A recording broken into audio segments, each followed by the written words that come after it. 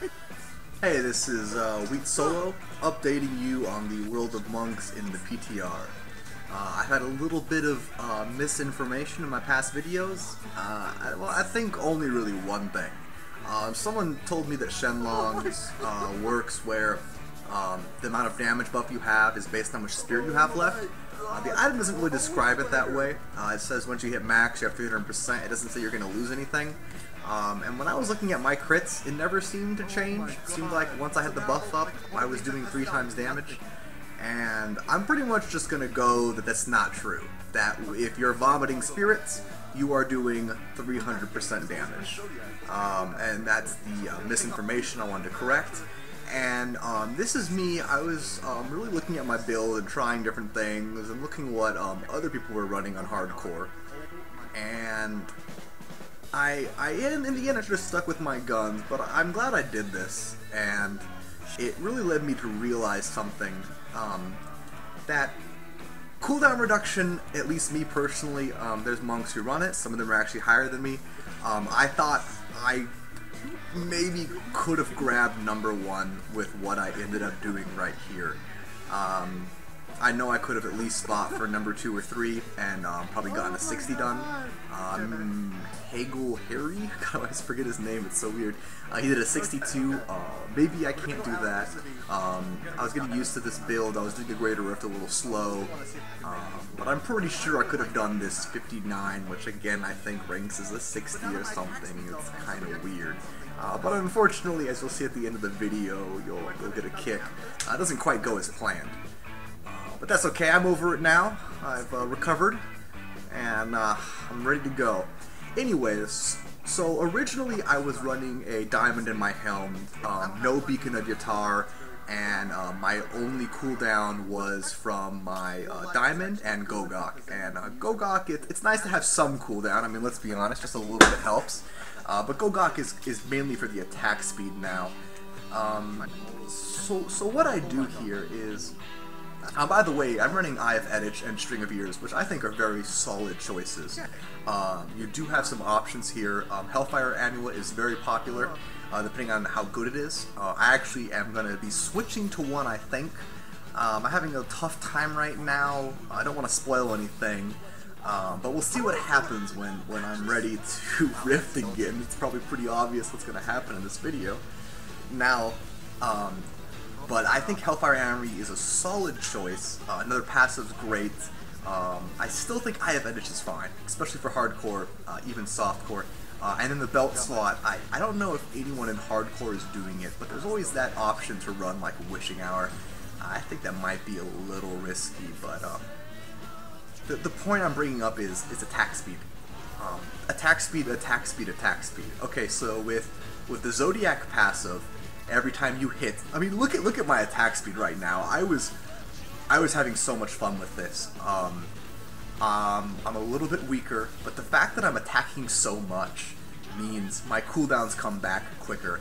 And honestly, most of the toughness, although actually I think I lost 30 million base toughness doing this, even though I switched to an Amethyst, just because of the fact that I took out Guardian's Path. Which, by the way, a few other hardcore people are running.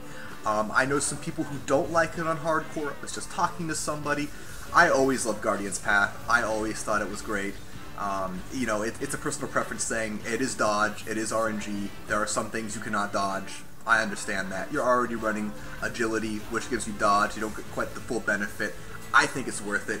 I'm still going to run it probably. I might try and take it out at some point.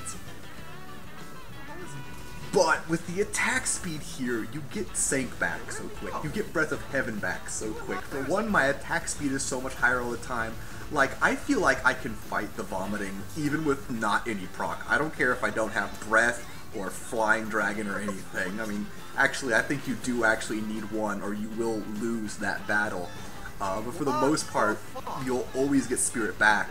And so the big point is, since that misinformation about what to do with your spirit is, I basically always find it. I mean, I think there's a couple of times still, I think, where you might actually want to just run out of spirit.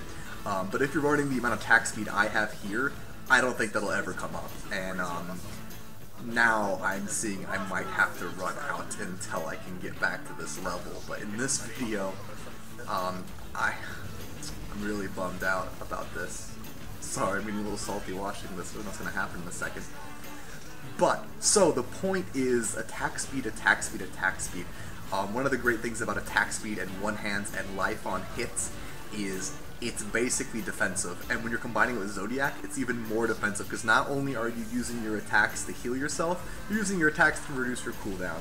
Like, the combination is insane, and I used to run life on hit on my Flying Dragon, which means you ran dodge back then, and so I'm very used to that idea of using your health as a resource. So that's why I switched to the Amethyst, because with this much attack speed, I don't think very much cooldown reduction is going to benefit you. I think you're not going to see a difference, because the Zodiac just reduces cooldowns so quickly, and I think you'll see it in this video that you don't need any more, and you're not going to get the benefit. And remember, the fact that I'm losing some toughness in some areas, but I'm gaining that life, but my attack speed's so high, I feel like you can actually use attack speed and life on hit to actually heal yourself. And by the way, life on hit kind of comes in and out of meta. It was really unpopular for a bit, it just didn't really work out, but with this build, with Zodiac, with the way things are going, I think life on hit and attack speed and having a large health pool is going to be the way to go. Anything else I want to say before I let you watch this? I think that's it. I want to make a video with this build being successful. Those were the big things I wanted to talk about, and go ahead and enjoy this last little clip, and I'll see you guys later.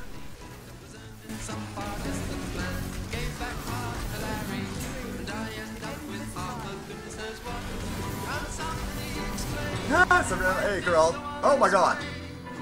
Geralt. Oh no. Oh, I'm not dying like this. No, I just figured out the build I wanted to play. Don't do this to me. Don't do this to me. Don't do this to me. Are you fucking kidding me? Oh my god. No, I just found... Oh, fuck. Please. I'm at full health. Just log me out. Just log me out. That's all you have to do, game. It's... Oh, I'm freaking out. I don't want to lose that character. Please, dear God, don't do this to me. I'm seriously gonna freak out. Oh God, no! It was fine. I totally... It wasn't that dangerous of a room. Honestly, if you're gonna survive from something, it's probably that. I wish I had Epiphany up, or an Inner Sync down, I might have. Oh god, if I'm dead, I'm gonna freak out. Oh my god! Oh, I lost. Fuck, I am just... I think I'm sophisticated, cause I'm living the life like a good homo sapien. It's all around me, everybody's multiplying and they're walking on the ground. Why not log me out quicker?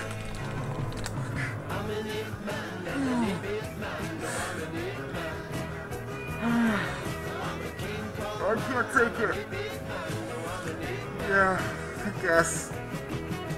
Why not log me out quicker, game?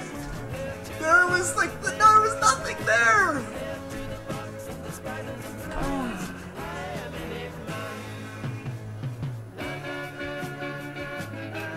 Yeah.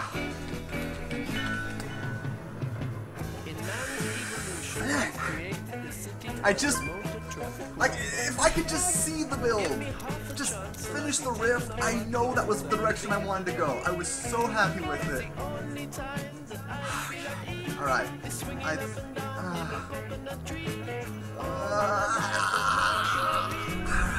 character. I'll QQ while I'm being power level. Fuck you, game! D3. Fix your servers. It's not bad. Fix Trillion. Trillion sucks. I know it's Trillion doing it.